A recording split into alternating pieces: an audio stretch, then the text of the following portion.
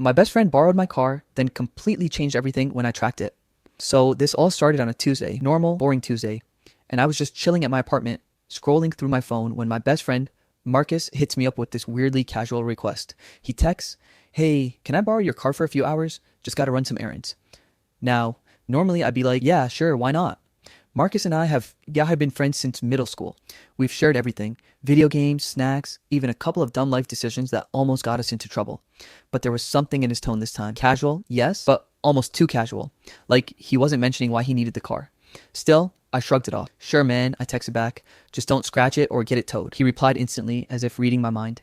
"Relax, it's just a couple of hours. I'll bring it back safe." I didn't think much of it. I unlocked the door, handed him the keys, and watched him drive off with that stupid grin he always gets when he's about to do something questionable. Classic Marcus. And the first hour passed. No big deal. I figured he'd be back any minute. The second hour? Still fine. I was actually binge watching some random YouTube videos when I got the first weird feeling.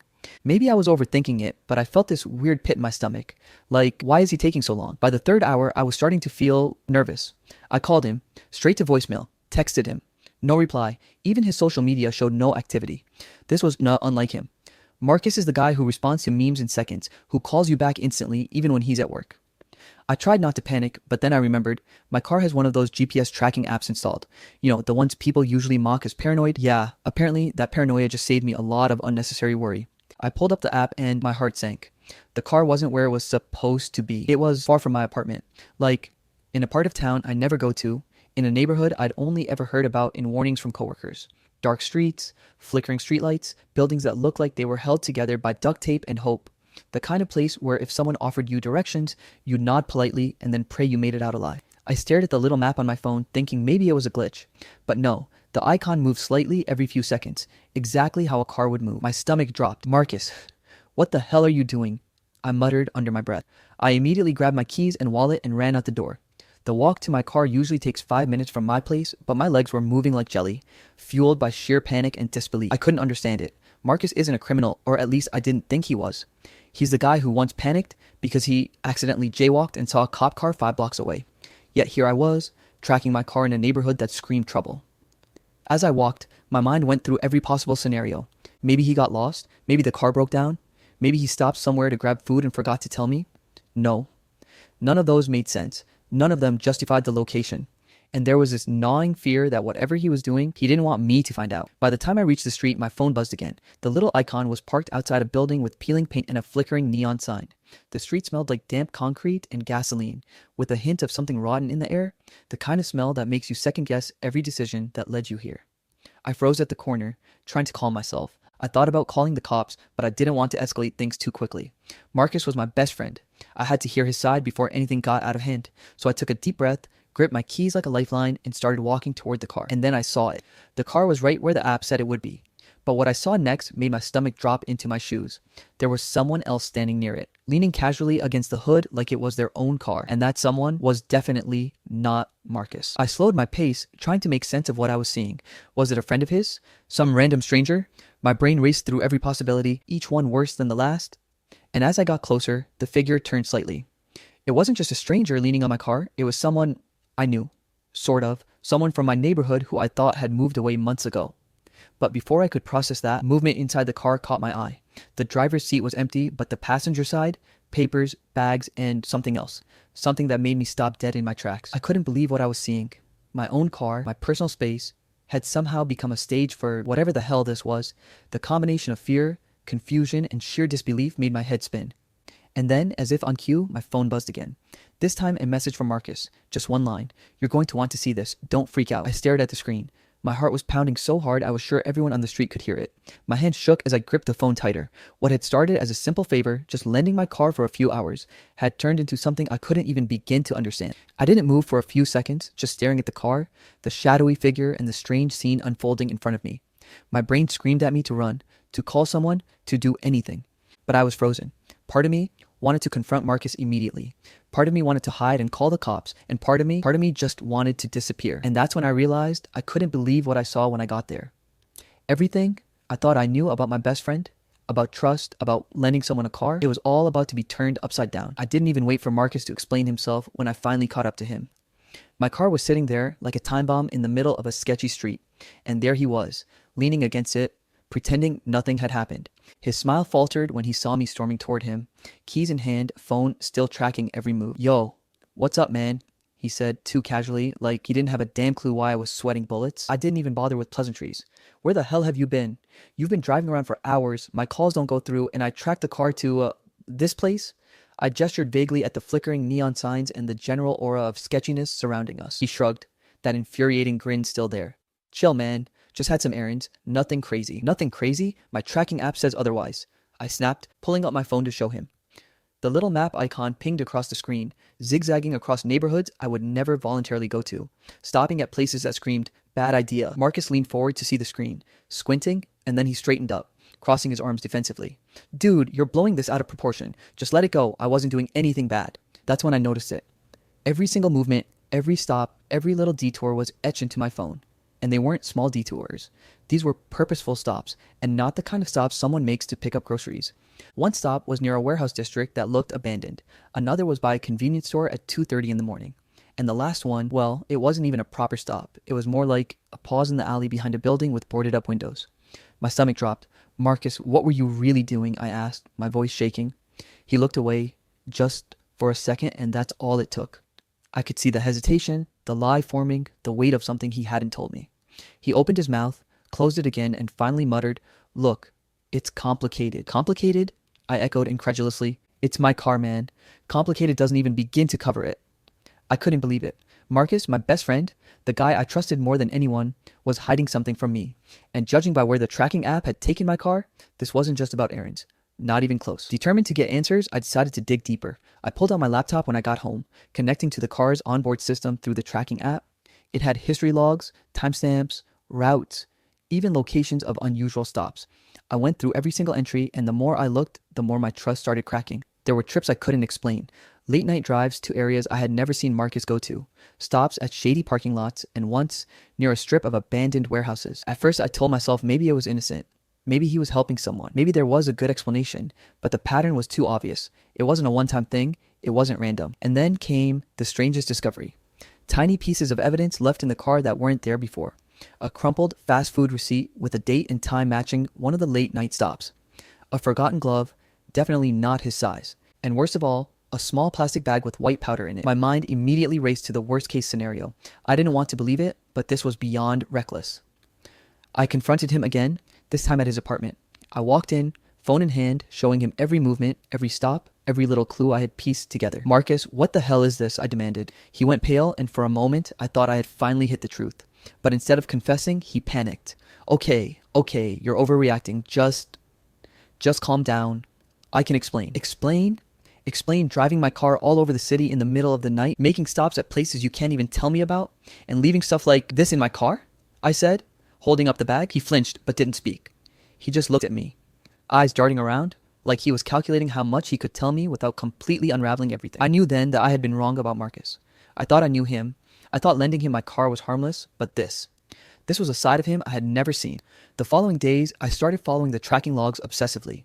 The car moved at night, sometimes in the early hours, taking routes I didn't recognize. Sometimes it stopped in the middle of nowhere, and the duration of those stops varied wildly, from minutes to hours. My paranoia was growing, but I couldn't help it. Every ping on the map made my heart race. And then I started noticing patterns. Certain stops coincided with Marcus contacting someone I didn't know. Calls that he pretended were work stuff, or delivery updates. Texts with cryptic messages. The more I followed, the more I realized this wasn't just borrowing my car anymore. Something bigger was going on. Something I wasn't supposed to see. I tried talking to him casually, asking about errands, joking about late night fast food runs, but he always deflected. "You're reading too much into it, man," he'd say, laughing nervously. But the truth was written all over his behavior. Every excuse was a brick in a wall, trying to cover up something monumental. The breaking point came when I decided to confront him during one of the late night trips I tracked. I drove behind him silently, keeping a safe distance, just watching. He made a turn into a parking lot I had never seen before. There were a few cars parked, all of them older models, and one of them even had a broken window. Marcus parked my car, got out, and walked toward a corner of the lot. I stayed hidden, heart pounding, watching him talk to someone. I couldn't hear the words, but I saw the gestures. Quick, nervous, secretive. And then the person handed him something small, and Marcus slipped it into his pocket. I froze. My mind was racing. trying to figure out what I had just witnessed. This wasn't about errands, this wasn't about borrowing my car, and it certainly wasn't about a favor anymore. This was something illegal, or at least extremely reckless, and my car, my property, had become a tool in it. I followed him back home, every nerve in my body screaming that I had crossed a line just by being there. But I couldn't stop. I needed to know. I needed to understand what the hell my best friend was involved in. The next day, I went through every single interaction Marcus had. Messages, calls, social media posts, even places he checked into that I never thought he'd visit. And that's when it hit me. A pattern I couldn't ignore. Marcus had been living a double life, one that didn't involve me at all. One that was reckless, dangerous, and now I realized with a sinking feeling could destroy everything we had. And that's when it finally clicked, like a punch to the gut. It wasn't just borrowing my car anymore. I couldn't sleep that night. Every time I closed my eyes, I saw my car's little icon moving on the GPS map, zigzagging through streets I didn't even know existed. Marcus's behavior had shattered my trust, and I had no idea what he was involved in. I couldn't just confront him at home and hope for the truth. I needed evidence. I had to see it for myself. So the next day, I did something I never thought I would. I decided to follow him. Secretly. I stayed a safe distance behind, keeping my eyes on my car while trying to remain inconspicuous. Marcus seemed completely unaware, like he had no idea I had realized just how reckless he was being.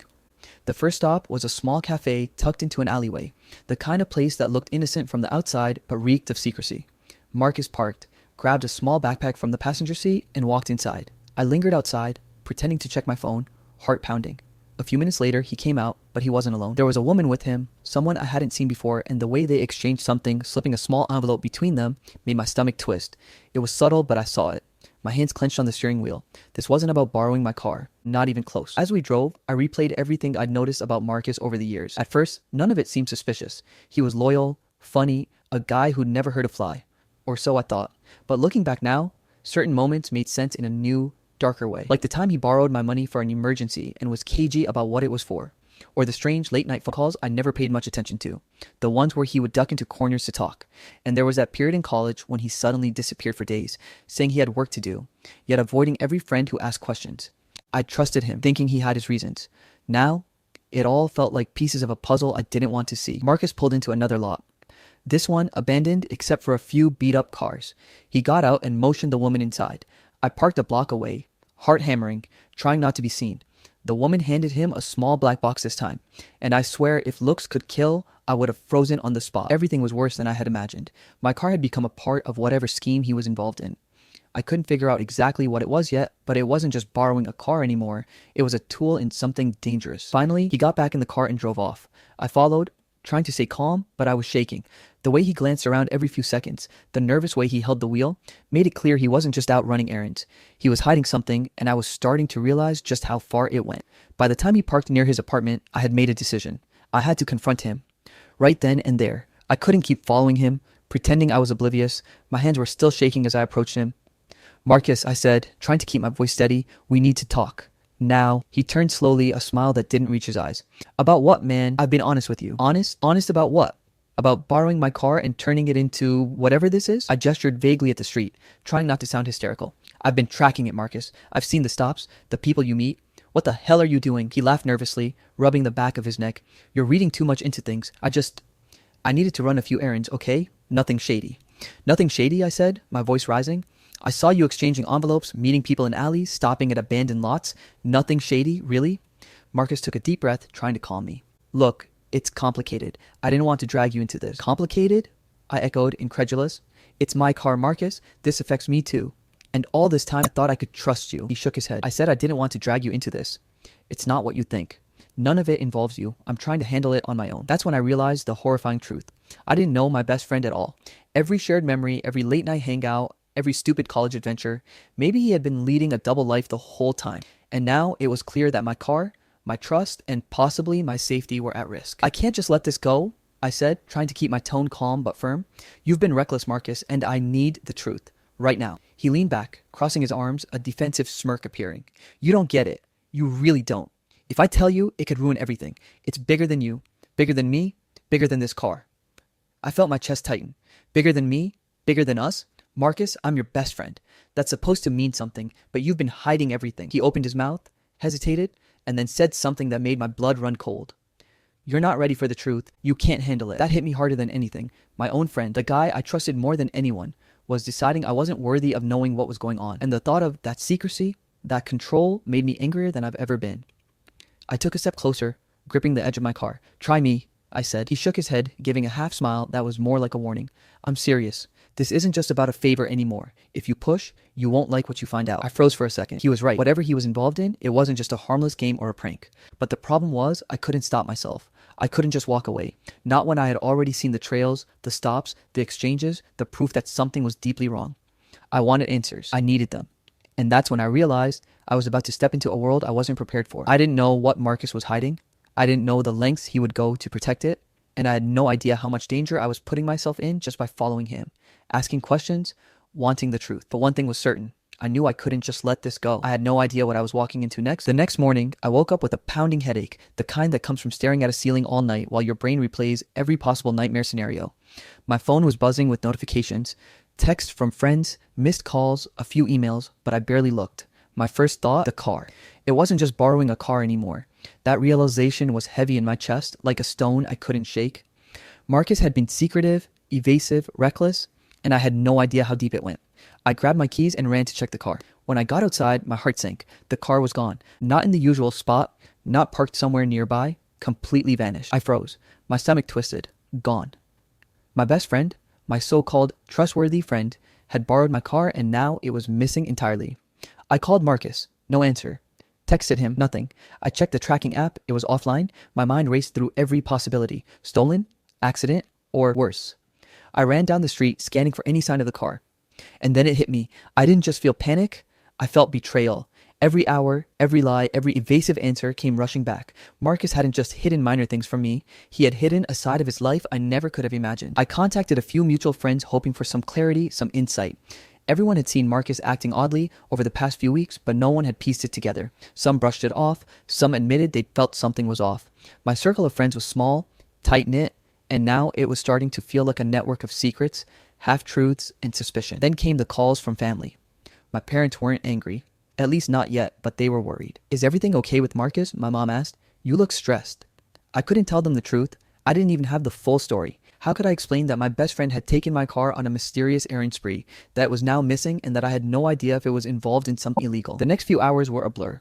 I retraced Marcus's recent GPS logs, checked the areas where he had been late at night, and noticed something I had missed before. One location repeated itself, a nondescript warehouse on the outskirts of town.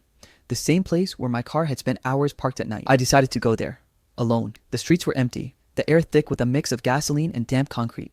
Like before, I parked a few blocks away, heart hammering. I could see the warehouse in the distance, half hidden behind a row of broken down vehicles. The closer I got, the more I noticed subtle signs that something bigger was happening. Footprints, tire tracks, faint light flickering through broken windows. I crouched behind a dumpster, trying to steady my breathing. And then I saw him, Marcus, inside the warehouse. And it wasn't just him. There were others, people I didn't know, dealing with crates, packages, and bags. My stomach dropped when I noticed my car tucked in a corner, doors open, the trunk filled with things I couldn't identify. I snapped back to reality. This wasn't minor anymore. This wasn't just borrowing a car or sneaking around at night. This was serious, dangerous, and my life, my trust, and my future were tangled in it all. I retreated before anyone noticed me, my mind racing. I couldn't confront him here. Not yet, but I had to know the full truth. I had to understand why he had dragged me, indirectly, into something I had no business being involved in. Over the next few days, I pieced together what I could, saw from tracking, messages, and casual observations. And then I discovered something even worse. Marcus wasn't just using my car for secretive errands. He was hiding something that affected me personally. Something that could ruin more than just my trust. I won't lie. I felt anger. Pure, searing anger. Every memory of Marcus laughing, joking, and acting like my closest friend felt like a lie. I also felt sadness. A deep, suffocating sadness that the person I trusted most in the world could be so deceptive. And yet, beneath that, there was a spark of resolve. I couldn't just stew in betrayal. I couldn't just let him get away with this. Every fiber of me screamed to take control, to uncover the full story, to understand what I had been dragged into, and most importantly, to protect myself from whatever fallout might come next. I started planning my next move. I made notes, created timelines, cross-checked GPS data with public records, and even thought about reaching out to people in Marcus's past who might shed light on his actions. Every plan was a calculated step toward understanding the truth and toward reclaiming my agency. By the end of the week, I had a clear picture of one thing. Marcus had underestimated me. He had assumed that my loyalty, my trust, would prevent me from digging too deep. But he was wrong. I wasn't going to let him get away with this. Not anymore. I didn't know what I would find when I finally confronted him again, or what consequences awaited me. But for the first time since all this started, I felt a flicker of control, a sense that I could steer this storm, rather than being swept away by it. One thing was clear. I wasn't going to let him, or anything he had dragged me into, destroy me. I was ready to uncover the full truth, no matter how dangerous, no matter how shocking, no matter how much it hurt. I knew the moment had come. After days of tracking, observing, and piecing together Marcus's secret life, I couldn't wait any longer. I had to confront him. Not from a distance, not through text or calls, but face to face, and I needed answers. My car, my trust, my friendship, everything was on the line, and I wasn't walking away until I had the truth. I drove to his apartment, keeping my emotions in check. Every street I passed, every turn I took, I replayed the last few weeks in my head.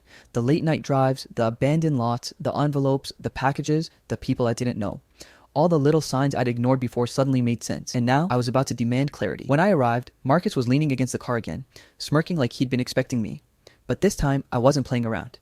I marched up to him, my heart racing, but my resolve solid.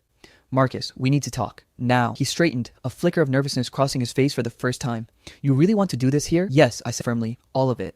Every secret, every lie, every move you made with my car. I want the truth. He sighed, running a hand through his hair. All right, fine. You want the truth, you'll get it. But you need to know this changes everything. I braced myself. I had no idea what was coming, but I was ready. Marcus took a deep breath and started talking.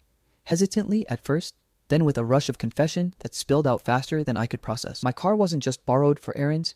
It had been part of a plan to help someone he owed a favor to, someone dangerous. There had been small deals, exchanges, and situations that teetered on the edge of legality. He had thought he could manage it alone, thought he could protect me from the chaos while still getting things done. And then came the part that hit me hardest. The biggest secret he'd been hiding wasn't just about reckless behavior or minor criminal activity. It was personal to me. The packages, the stops, the people.